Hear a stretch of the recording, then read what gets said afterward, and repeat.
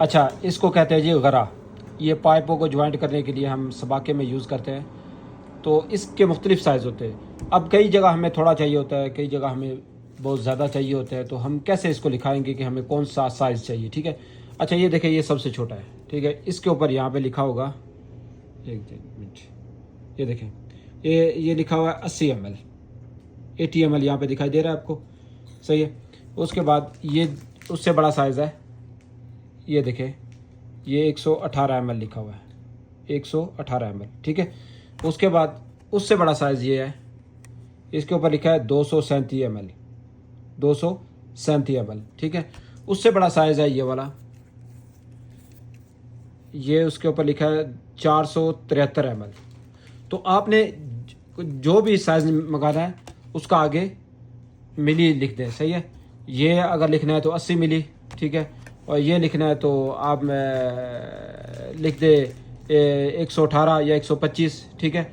118 लिख दे, जिस तरह ये लिखा हुआ है वो दुकानदार समझ जाएगा। इसको ये 237 और इसी तरह इसको लिख दे, नुस्ख किलो भी लिख दे तो काम चल जाएगा। अच्छा, कंपनी के पेपर पे इसको कैसे लिखते हैं मैं ज़रा चेक करवा दूँ आपको।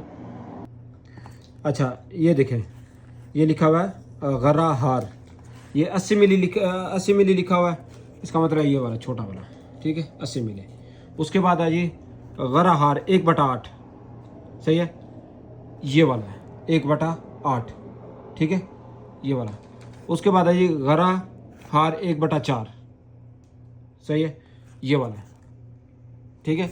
उसके बाद आ जाता है ये अगर ये लिखाएंगे तो यहाँ पे लिखा होगा गरा हार 1/2, सही है।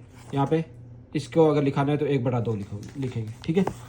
अगर कंपनी के हिसाब से आपने लिखना है तो ऐसे लिख दिया करें ताकि दुकानदार को समझ आ जाए।